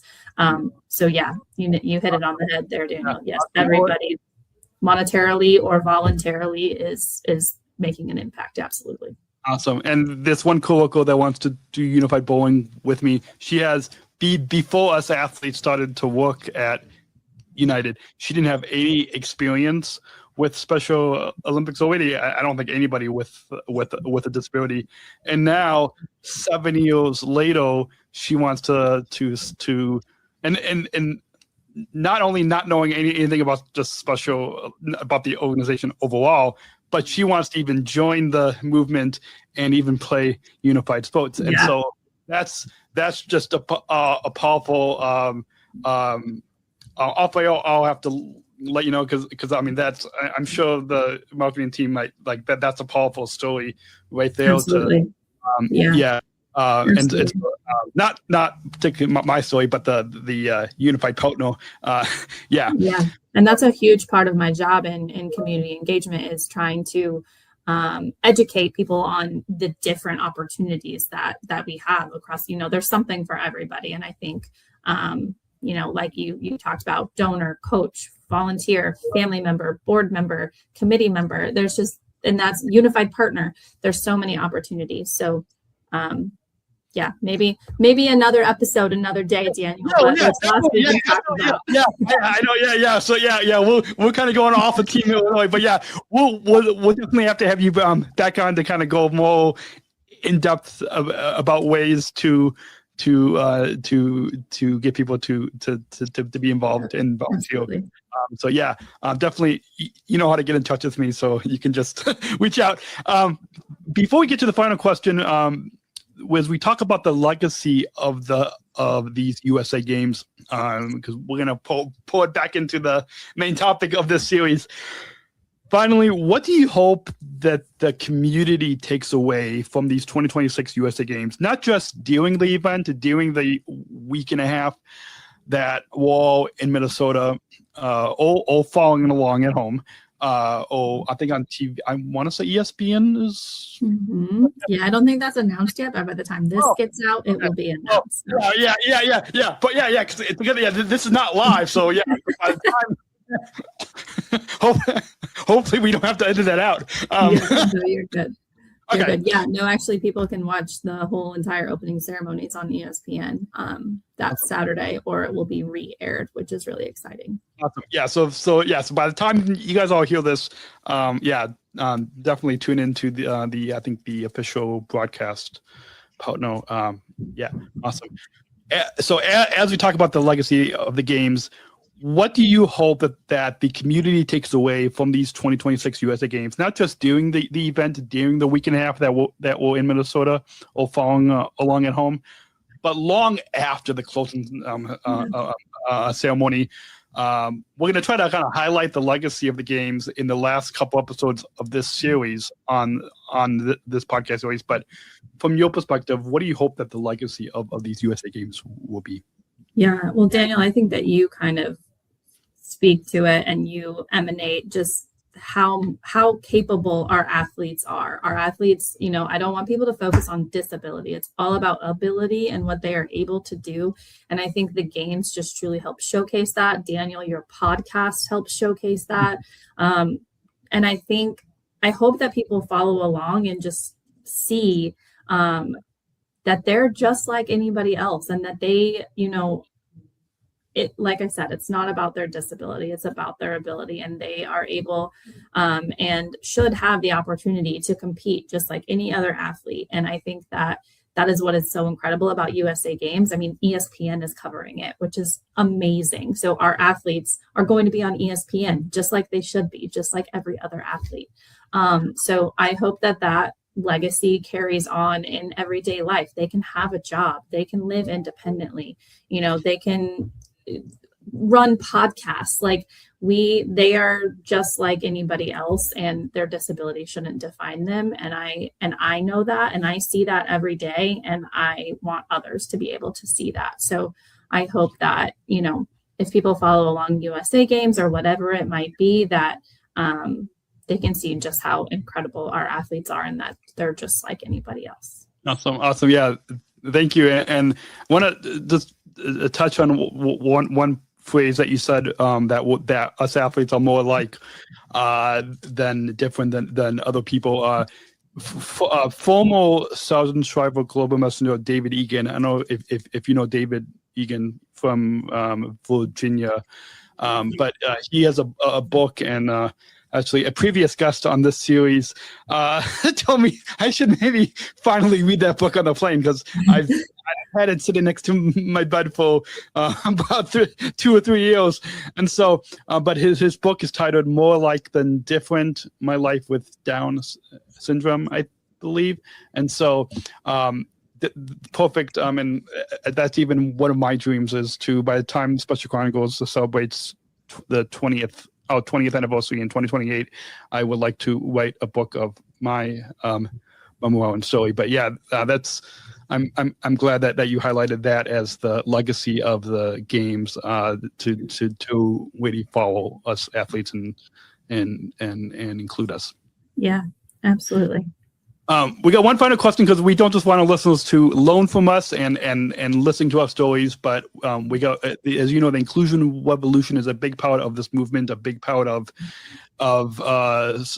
Special Olympics, and it's even a big part of Special Chronicles as well, with my volunteer business manager and content producer and copy editor. And my girlfriend Georgia and like all it's all inclusive, both Special Olympics, Special Chronicles. And so this final question will kind of give our listeners that call to action to bring inclusion into their communities, into their homes and workplaces and schools and events. And so let's go ahead and roll that bumper to introduce that final question. We're not just athletes. We are the ambassadors of an uprising. Peaceful protesters. In a rebellion against anyone Who has a fear of difference. Difference. Our demands are Equality. Equality. dignity, Dignity. And the recognition of our Shared humanity. We will not stop. or accept anything less. Today, our world is More divided than ever. And coming together has never been more urgent. The revolution. It's inclusion. Find out more at jointherevolution.org. So just like I've done ever since I got back from the 2019 World Games, I'll ask you this as well. What does inclusion mean to you? I think inclusion means just treating anybody like you want to be treated yourself. I think inclusion doesn't see disability. I think that inclusion, you don't have to treat somebody different just because they look differently or talk differently or act a little differently. They're just like anybody else. And I think inclusion is, treating them just like you would want to be treated, as if they did not have a disability. See their ability and not their disability. Awesome. I love that. That's a perfect way that you explain how inclusion doesn't see disability. I think that has to be a clip that we'll have to share for this interview. And so awesome. I love that. Thank you again, Katelin, for coming on the program today, and we'll have to have you on again. Funny, even the previous guest with Coach Matt, we said, because CSPO is celebrating the 50th anniversary. So I said, we're going to have him back on as well. So it's getting a good lineup. Yeah, I know. It's the schedule is already like very full. But right. Yeah, thank you again, Katelin, for taking the time to come on our World to Special Olympics USA Games series. Thanks for having me, Daniel. And thank you for all you do.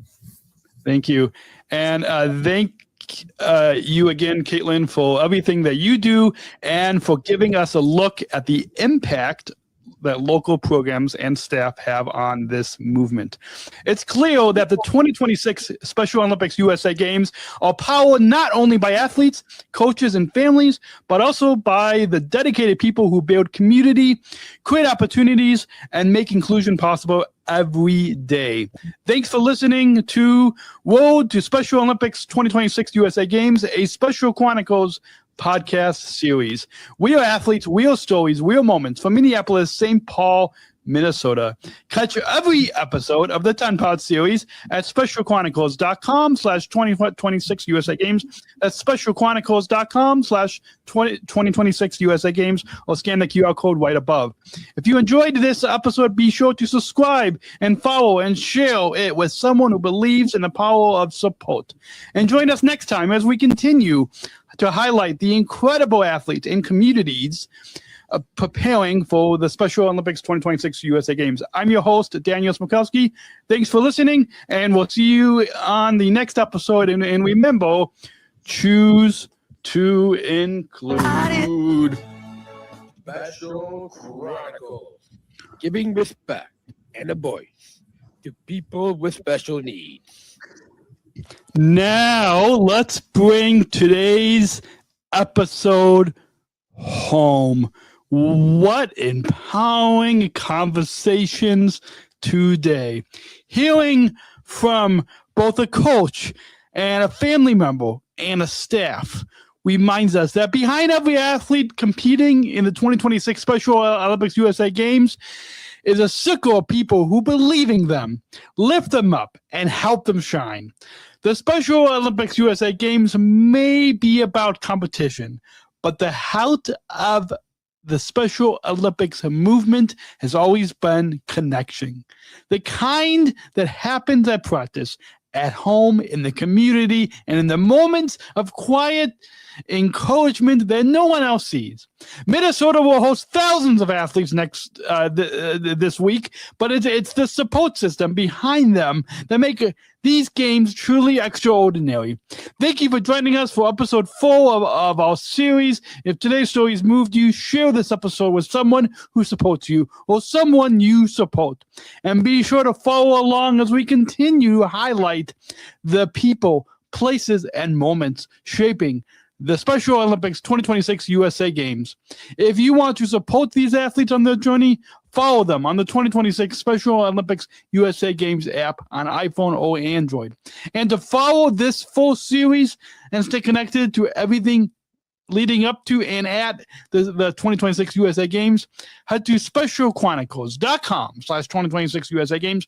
That's specialchronicles.com/2026 USA Games, or scan that QR code if you're watching us on the YouTube or the Spotify. And make sure to subscribe, share this episode, and continue celebrating the voices of people with disabilities. I'm your host, Daniel Smikowski, and until next time, choose to include. And a quick preview, next episode we'll be live from the games, recording on location from Minnesota, from the opening ceremony to on location interviews. Stay tuned on this road to Special Olympics USA Games, a Special Chronicles podcast series. And until next week, remember, choose to include.